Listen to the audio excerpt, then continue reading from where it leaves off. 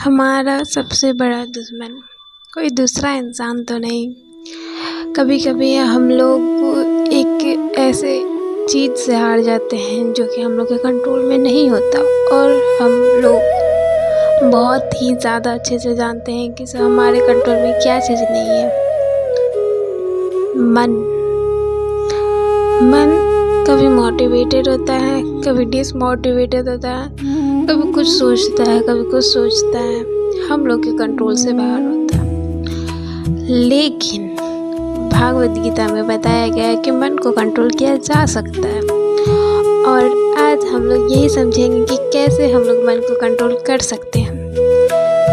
तो देखते हैं कृष्ण ने अर्जुन से क्या कहा होगा कि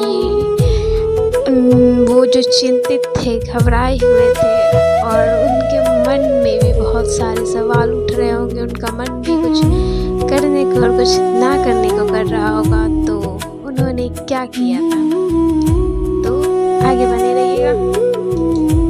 नमस्ते दोस्तों, कैसे हैं आप सब लोग? मेरे ख्याल से बहुत ही ज़्यादा अच्छे होंगे, और अगर थोड़ी बहुत ऊपर नीचे चल रही है तो टेंशन लेने की कोई बात नहीं है। आइए, श्री कृष्ण की कृपा से सब कुछ अच्छा ही होगा। तो चलिए, पहले हम लोग बात करेंगे कि हम लोग पिछले अध्याय में क्या सीखे थे। हम लोग पिछले अध्याय में सीखे थे कि अपने कर्म पे कैसे ध्यान देना है, अपने काम पे कैसे ध्यान देना है, और किस चीज़ से कैसे डिस्ट्रैक्टेड नहीं होना है। और इस अध्याय में हम लोग सीखने वाले हैं कि कैसे हम लोग अपने मन को कंट्रोल कर सकते हैं। मन को कंट्रोल किए बिना कुछ काम नहीं हो सकता, और कुछ हम लोग डिस्ट्रैक्टेड भी होते हैं, और थोड़ा बहुत इंस्टा में डिस्ट्रैक्शन कंपलसरी है। तो आज हम लोग इसी बारे में जानेंगे कि कैसे बिना डिस्ट्रैक्टेड हुए, डिस्ट्रैक्शन तो आता ही है, लेकिन अपने मन को कंट्रोल करना एक बहुत ही खूबसूरत कला है जो कि आपको सीखना बहुत ही ज़्यादा ज़रूरी है, क्योंकि इसको सीखे बिना आगे क्या ही करोगे। आगे बने रहिएगा। अर्जुन का सवाल ये था कि क्या मन को कंट्रोल किया जा सकता है, पर लेकिन वो ये भी जानते थे कि मन को कंट्रोल करना इजी नहीं होगा। श्री कृष्ण समझाते हुए कहते हैं कि मन को कंट्रोल करना इजी नहीं है। श्री कृष्ण समझाते हुए कहते हैं कि मन को कंट्रोल करना इजी तो नहीं, लेकिन इम्पॉसिबल भी तो नहीं है। हम लोग मन में उलझे रहते हैं, कभी फ्यूचर का टेंशन, कभी पास्ट का टेंशन, कभी एक ऐसी मेमोरी जो नहीं भूली जा सकती, नहीं भूल सकते, और कुछ ऐसे कंपैरिजन जो कि कभी घर वाले कर देते हैं, कभी बाहर वाले कर देते हैं, उस चीज़ की चिंता। तो इस वजह से मन उलझा हुआ ही रहता है। मन ये सोचता ही नहीं कि मैं अभी को खुश रखूँ, अभी अपने आप को खुश रखूँ, अभी अपने आप पे ध्यान दूँ। मन उन बातों में उलझा हुआ रहता है। तो आज हम लोग इसी चीज़ को समझेंगे, कैसे मन को कंट्रोल करना है। अगर ज़िंदगी में आप समझ लो, अगर आपने अपनी लाइफ में मन को कंट्रोल कर लिया ना, आप ज़िंदगी जीत जाओगे।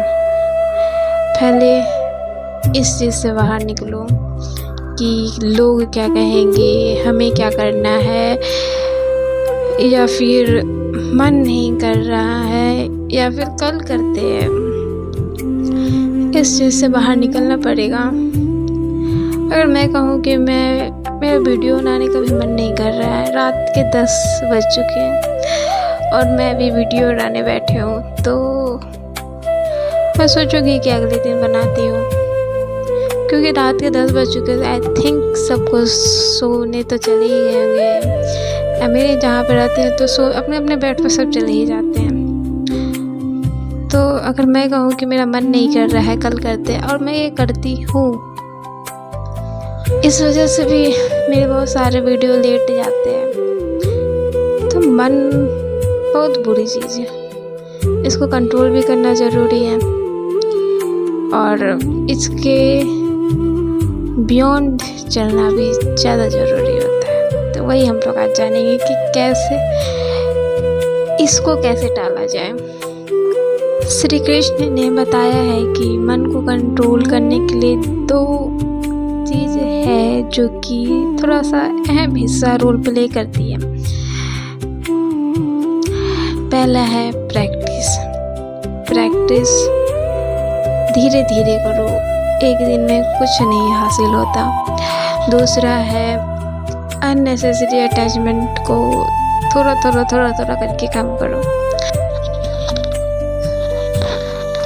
कुछ रूल्स हैं जो कि लाइफ में बहुत इम्पोर्टेंट रोल करते हैं मन को कंट्रोल करने में, तो अगर हो सके तो इसको फॉलो ज़रूर करना और हो सके तो अपनी डायरी में ज़रूर लिख लेना। फर्स्ट है ऑब्जर्वेशन, अपने थॉट को ऑब्जर्व करना कि आखिर मन भागे क्यों रहा है, मन कंट्रोल में क्यों नहीं है, आखिर ये चाह क्या रहा है, आखिर इसको चाहिए क्या।